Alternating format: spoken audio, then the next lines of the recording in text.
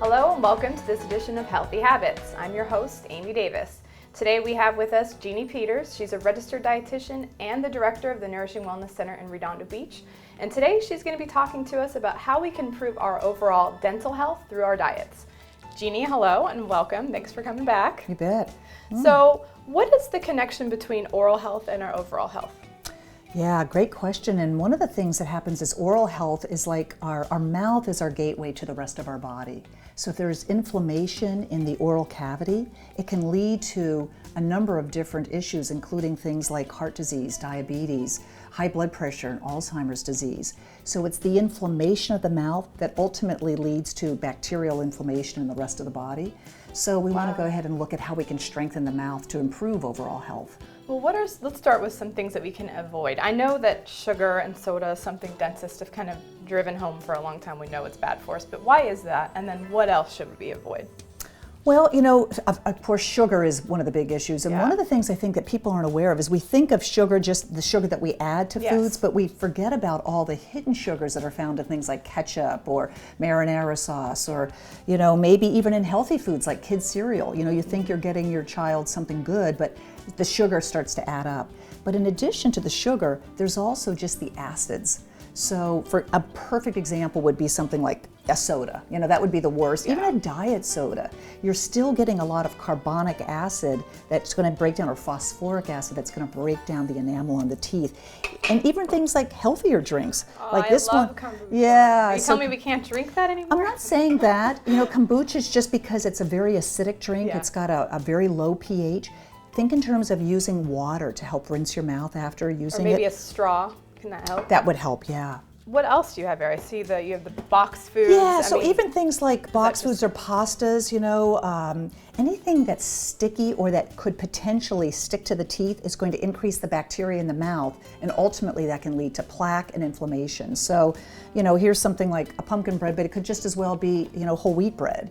So you're saying the doughy stuff leaves a residue? They increase bacteria because it sticks on the teeth. And then, you know, the classic would be, you know, things like, you know, dried fruit, or, you know, cookies that might have, you know, like Fig Newtons is a classic one, where things are going to stick for a while, and unless you rinse, you know, you're likely to increase that plaque formation and ultimately increasing inflammation. Wow, I had no idea that that kind of stuff can actually damage your teeth. I figured it was sugar and hard candy and that kind of thing. Well, what's the good news? What are some things we can eat that are going to help protect our teeth? We've got to always give the positives, right? So of course you want to think in terms of vegetables. You know, any kind of vegetables are great because they're mineral rich. So when you think of something like carrots, you know, or anything that's hard and crispy, not only are they mineral rich, which actually helps to remineralize the teeth, but they also work like nature's toothbrush. So, you know, if you had scrape off the junk. Right, you know, like after a meal, if you actually had a couple bites of an apple, you're going to actually help improve your overall teeth. So, yeah. Wow, and are there any supplements for maybe the busy person that they're going to eat these things, sure, but are there supplements, vitamins we could take in addition to? Oh, absolutely. Things that could actually help improve your oral health. I would say that my number one to recommend is anything that's got great omega-3 fatty acids. So whether it's, here's some sardines and they're rich in omega-3s. If you're not a fan of sardines, then, you know, you might look at fish oil. But what fish oil has been proven to do is decrease inflammation. So it will decrease inflammation in the pockets if you have periodontal disease, but it also decreases inflammation throughout the entire body. So it's great health benefits with fish oil.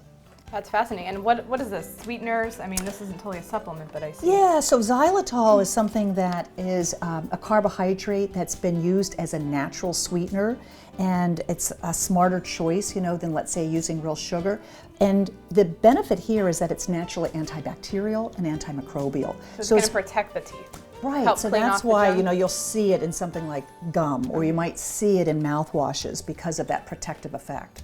And speaking of mouthwashes, I see you have a couple here.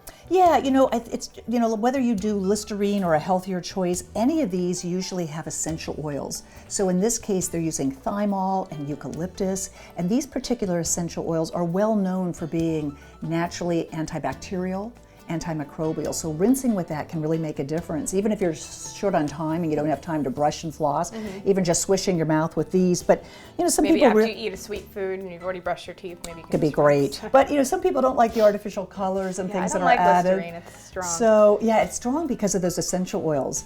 So, you know, every Sprouts and Whole Foods and natural markets usually will have an alternative where there's no additives, but you can also get those essential oils that help to improve your oral care. And then even, using like some essential oils, like clove is a classic one. Typically was used when people had toothaches, but it also can clean the mouth, so you could put a few drops on your toothbrush. I love essential oils. Yeah. Do you have any other tricks up your sleeve? I see a few other things we didn't talk about. I see coconut oil. I'm wondering what you're going to have to say about this. Coconut oil Love coconut oil. Yeah, and coconut oil is being used to actually as a cleanser. So you can take like a teaspoon or two of coconut oil and swish it between your teeth. Essentially? It's an antimicrobial, just like these essential oils. So if you mix these two together, you could actually make your own oral care agent. So swishing it around for maybe 1, 2, 3 minutes, spit it out. You're going to get rid of a lot of bacteria that resides between the teeth. It's fascinating. Thank you so much, Jeannie. What else? I just got one more thing, and I have to Love share something. It's sometimes people don't want to take supplements, so drinking is something that actually can help improve. So green tea, lots of studies, particularly in the Japanese culture, where they, make tea drinking part of their culture. We find that people who drink more green tea tend to have better oral health because of its inflammatory effect. It has decreases inflammation in the mouth. Well, thank you so much, Jeannie. Every time you come here, you give us more and more great information, and we're so grateful. So thank you for coming here today. You bet. Thanks, Amy. Well, that's going to do it for this edition of Healthy Habits. We'll see you next time.